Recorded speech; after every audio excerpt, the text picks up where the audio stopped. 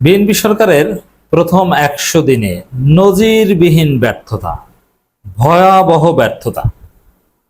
দর্শক, এমনকি এতটাই ব্যর্থতা, এইভাবে চলতেই পারে না।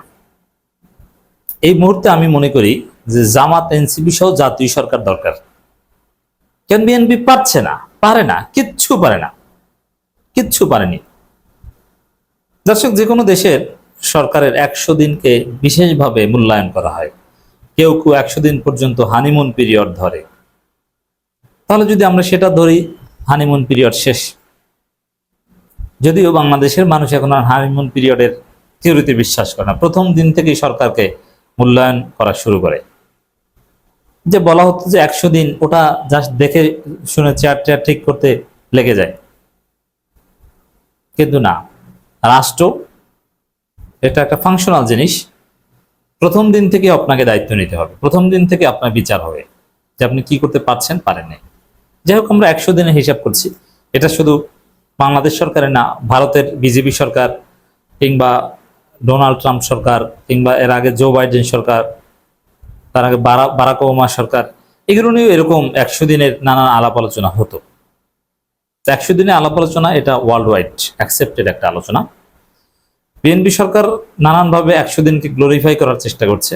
এই মাহাদি আমিন সংবাদ সম্মেলন করে বলেন ১০০ দিনে এই সেই, অমুক সংবাদ সম্মেলন করেন ১০০ দিনে এই সেই, এক একজনে এক এক কিছু বলেন। তারেক রহমান নিজে বলেন, এবং বিএনপির যত মিডিয়া আছে, বিএনপির যত দালাল সাংবাদিক আছে, তাদের মাধ্যমে টাকা দিয়ে, সরকারের নির্দেশনা দিয়ে, তথ্য মন্ত্রণালয়ের নির্দেশনা দিয়ে প্রচার করান যে ১০০ দিনে এই সিরিজে, সেই সিরিজে এই হয়েছে, সেই হয়েছে। বাস্তবে কিচ্ছু করতে পারেনি। একটা আমি প্রমাণ দেখাবো, একটা সেক্টর নাই, একটা ইন্ডেক্স নাই, একটা ইন্ডিকেটর নেই যেখানে ডেভেলপমেন্ট হয়েছে। প্রথম ১০০ দিনে ২০০ উদ্যোগ প্রকল্প ও বাস্তবায়নের পথে সরকার, পথে করতে পেরেছে এরকম কোনো কথা বলে, পথে ১০০ দিনে ২০০ উদ্যোগ, এইটা তারা প্রচার করছে, তথ্য মন্ত্রণালয়ের মাধ্যমে প্রচার করাচ্ছে ১০০ দিনে ২০০ উদ্যোগ, এই সেই অমুক দমুক চাপাবাজি। বাস্তবে এইসব একাডেমিক আলোচনা দরকার নেই। বাংলাদেশে আপনারা যারা নিয়মিত থাকেন, আমরা যারা মাঝে মাঝে থাকি তা না, নিয়মিত যারা থাকেন, একটু বলেন তো ইউনূসের আমলে আপনার অবস্থা কেমন ছিল, আপনার পরিবারের সামগ্রিক, আর এখন কেমন? কোনো পার্থক্য দেখেন? নতুন কারো চাকরি হয়েছে? এমনিতে স্বাভাবিক যে সরকারি চাকরি নিয়োগ প্রক্রিয়ার মধ্য দিয়ে হয়, এটা ভিন্ন কথা, কিন্তু স্বাভাবিকভাবে কর্মসংস্থান সৃষ্টি বলতে যা বোঝাই, যে বেকারদের, এই সরকার এসে বেকারদের জন্য আলাদা চাকরি দিয়ে দিয়েছে। একজন মানুষকে দেখাতে পারবেন না চাকরি চলে গেছে বিভিন্ন কোম্পানির, কর্মী ছাঁটাই করা হয়েছে মধ্যপ্রাচ্যের যুদ্ধের কারণে হোক, যে কারণে হোক। আপনি আগে আরামে থাকতেন না, এখন আরামে থাকতেন। আপনি বাইক চালান, উবার ড্রাইভার, আপনি যাই হন না কেন, আপনার আগের অবস্থা কি ছিল আর এখনকার অবস্থা কি বলেন তো? আপনি কোনো পরিবর্তন দেখাতে পারবেন না, বরং দেখাতে পারবেন অবস্থা খারাপ। ইউনূসের আমলে আপনার বেতন যা ছিল, এখন বেতন তো তাই, কিন্তু সমস্ত গাড়ি ভাড়া বেড়েছে, যেহেতু জ্বালানি তেলের দাম বাড়ানো হয়েছে। ঢাকা বরিশাল লঞ্চের ভাড়া যেটা ছিল ১,০০০, সেটা হয়েছে ১২০০।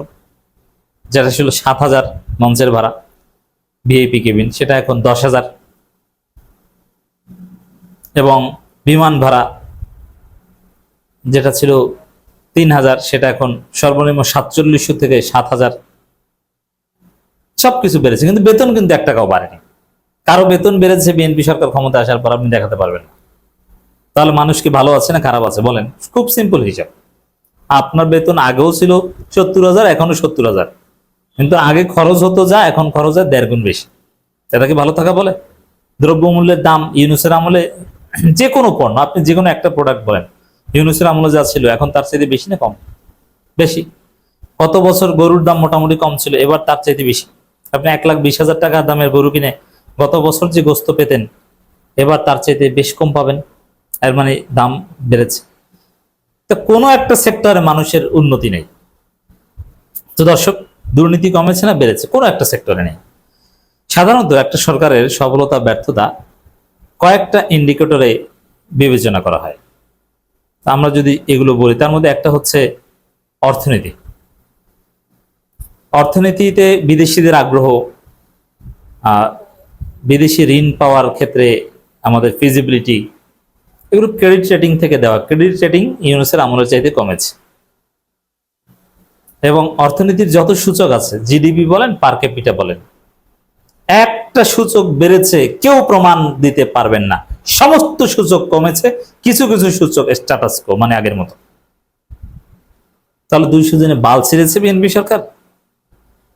তারা নাকি প্রথম 18 মাসে 1.5 কোটি কর্মসংস্থান তৈরি করে, একটা কর্মসংস্থান তৈরি করতে পারেনি, বরং অনেকের চাকরি চলে গেছে, অনেক কোম্পানি বন্ধ হয়ে গেছে, অনেক বেকার বেড়েছে। অর্থনীতি, কর্মসংস্থান, এই দুইটা সবচেয়ে বড় আমাদের দেশের প্রয়োজনীয়তা, কিন্তু দুইটার একটাও এক সিঙ্গেল ডেভেলপমেন্ট নেই। স্থিতিশীলতা তো বিএনপি তখন অস্থিতিশীলতা তৈরি করত। আমরা এটার ক্ষেত্রে একটু দেখি যে আগে যমুনা অভিমুখে কথায় কথায় আন্দোলন হতো, এখন এই আন্দোলনটা হয় না। এবং বিএনপির 2 গ্রুপে মারামারি এবং এগুলো বা রাজনৈতিক যে কামড়াকামড়ি, বিশেষ করে বিএনপির অভ্যন্তরীণ উন্নতির মধ্যে এইটা যে দেশের সামগ্রিক আইন শৃঙ্খলা পরিস্থিতির মোটেও উন্নতি হয়নি। তবে বিএনপির 2 গ্রুপের মারামারিতে বিএনপি সরকার ক্ষমতা আসার আগে যদি মাসে 10 জন মারা যেত, হত্যাকাণ্ডের শিকার হতো, এখন হয়তো মাসে 2 জন 3 জন মারা যায়। এই একটু উন্নতি হয়েছে। 2 গ্রুপে লাঠি ছোটা নিয়ে এক গ্রুপে আর গ্রুপে হামলা টামলা কমেছে। এখন কমেছে না, মিডিয়া নিয়ন্ত্রণ করে কম প্রচার করছেন, এটা আবার ভিন্ন আলাপ। কিন্তু বাস্তবে দেশের আইন শৃঙ্খলা পরিস্থিতির সামান্যতম উন্নতি হয়নি। খুন, সামাজিক অপরাধ, মাদক আগে যা ছিল সেরকম, জাস্ট বিএনপির 2 গ্রুপের কামড়াকামড়িটা কমেছে। 2 গ্রুপের কামড়াকামড়ি কমেছে, এটা তো আর আমাদের দেখার বিষয় না। সংস্কার, এই সরকারের ক্ষেত্রে সফলতা ব্যর্থতার অন্যতম একটা মানদণ্ড হচ্ছে সংস্কার করা তো দূরের কথা, সংস্কার থামিয়ে দিয়েছেন, হওয়া সংস্কার বাতিল করেছেন। যেমন বিচার বিভাগের স্বাধীনতা, জুডিশিয়াল সেক্রেটারিয়েট বাতিল করেছেন। নতুন এই যে বিএনপি নাকি সংস্কারের পক্ষের দল, একটা সংস্কার করেছে দেখান তো। ইউনুস তো কিছু করেছে, যেমন পাসপোর্ট করাতে পুলিশ ভেরিফিকেশন লাগবে না, বিচার বিভাগের আলাদা সেক্রেটারি গঠন করেছিল, আর এরকম আরো অনেক সংস্কার করেছিল ইউনুস। পুলিশের পোশাক পরিবর্তন করেছিল। তো বিএনপি 100 দিনে কোন বালের সংস্কার করেছে একটা দেখান তো। একদম জিরো। এর চাইতে ব্যর্থ কোন সরকার আছে? হতে পারে না।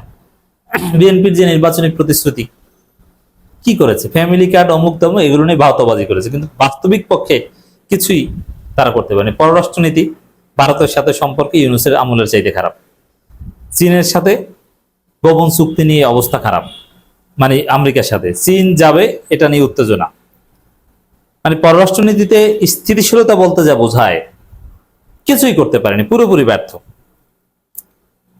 রাজনৈতিক টলারেন্স, ফেসবুকে লেখার কারণে গ্রেপ্তারের ঘটনা ঘটেছে, ভিন্ন মতকে হত্যাও করা হয়েছে, হামলাও করা হয়েছে, সবই চলছে। এমন না যে না রাজনৈতিক সমালোচনা করতে পারছে মানুষ। অথচ ফেসবুক পোস্ট দেওয়ার কারণে, এই মির্জা ফখরুলকে নিয়ে পোস্ট দেওয়ার কারণে, অমুককে নিয়ে পোস্ট দেওয়ার কারণে অনেক গ্রেপ্তার ঘটনা ঘটেছে। বিএনপি নেতাদের পরিবারের কাউকে নিয়ে পোস্ট দিলেই তাকে ধরে নিয়ে যায়। এটা তো আরেক ফেসিবাদ। সংবাদপত্রের স্বাধীনতাও নাই, সাংবাদিকদের চাকরি চলে গেছে, চাকরি ফিরে পেয়েছে, পায়নি। তো মোটের উপরে যত ইন্ডিকেটরস আছে সব জায়গায় ব্যর্থ ব্যর্থ ব্যর্থ।